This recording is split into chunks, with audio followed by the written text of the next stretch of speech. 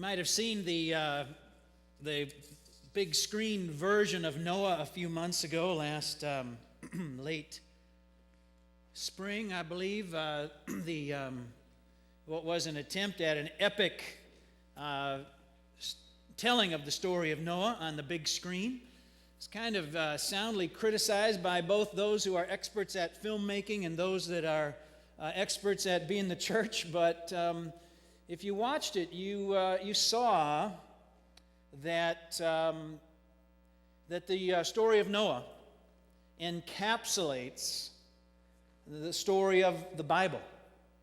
And we're going to see how that happened as we think about the story today. Immediately, we are made aware in that rather violent film version that the story that we may have heard at Bible camp, and it's good to sing Rise and Shine, and the many children's programs that allow us to think about the cute animals and the silly skits, because it's such a delightful story. Once we get past all of that, we realize this is a very serious story. A very serious story about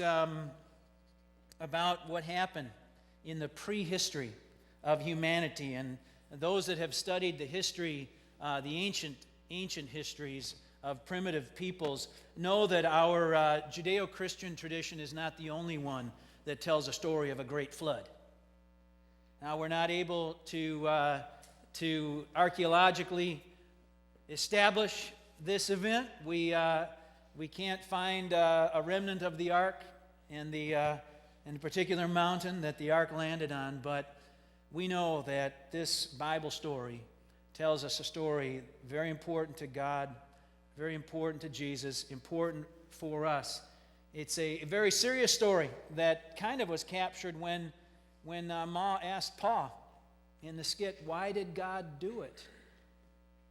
Why did God do it? Pa answered in a way that kind of brings out the early part of the 6th chapter of Genesis. Following the creation of Adam and Eve, the two creation stories of Genesis 1, 2, and 3, into the long lineage of the 7 generations of Seth and the generations of Cain and Tubal-Cain, as is captured in that film, we come to the time of Noah. And the 6th chapter begins in a very sober fashion, where God looks out and sees the ruthlessness and the cruelty of that human marketplace. And God realizes that what God intended has not come to pass.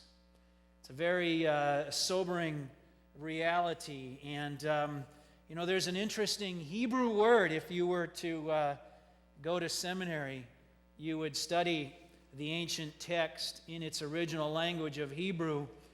There's a very interesting word used twice in this section that helps us understand why God did it. It's a Hebrew word, shachat.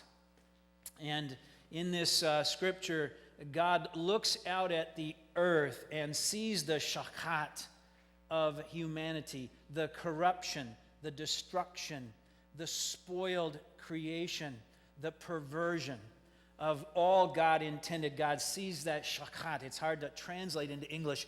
And so God says, now therefore I will shachat them, which would be to say, I have seen their corruption. I will now corrupt them. I have seen their destruction.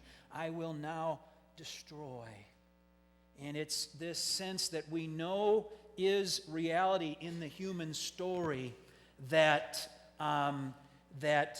the punishment fits the crime, the sense that this same word used both for the conditions of humanity and what God does reminds us that wickedness has its consequences.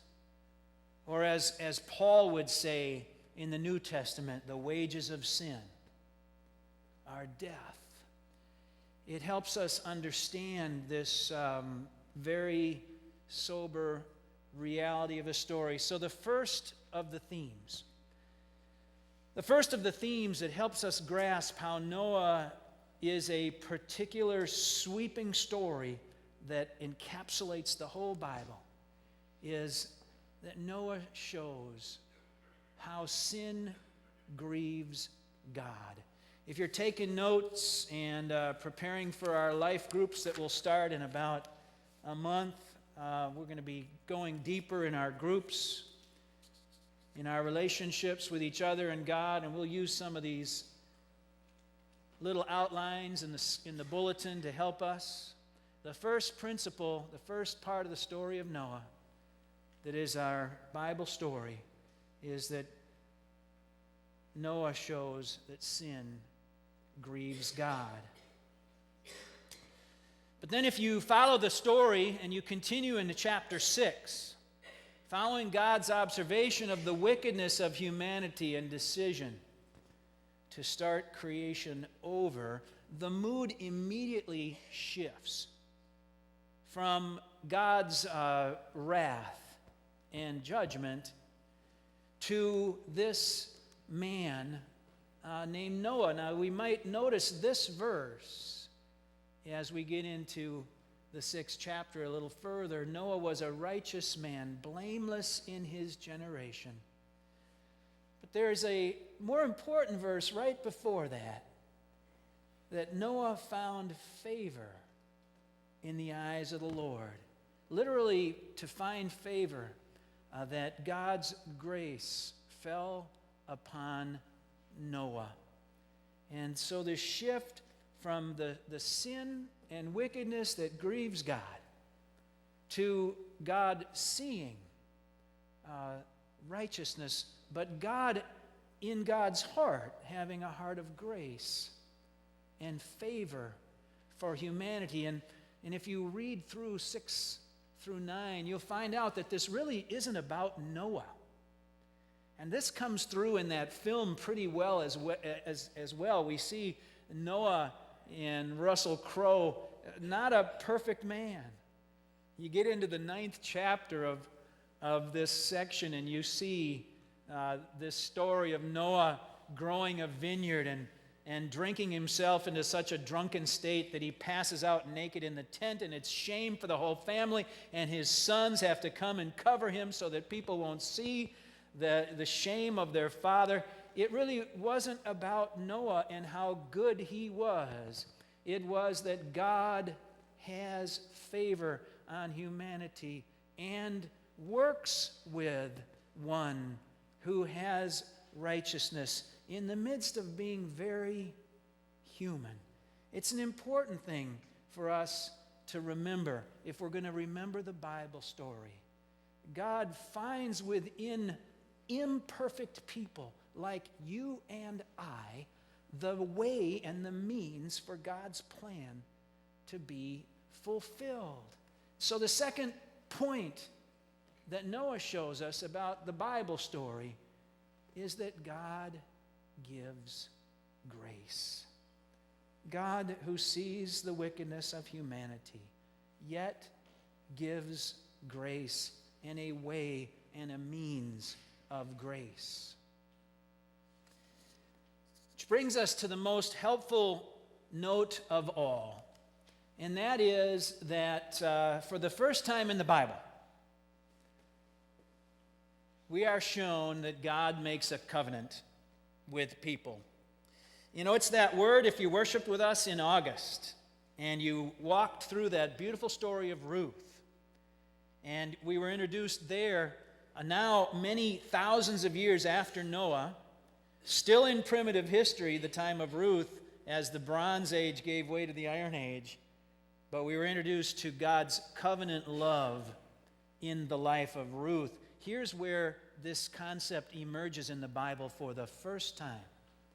God says, I will make a covenant with you. A covenant that tells the story of the relationship with God's people.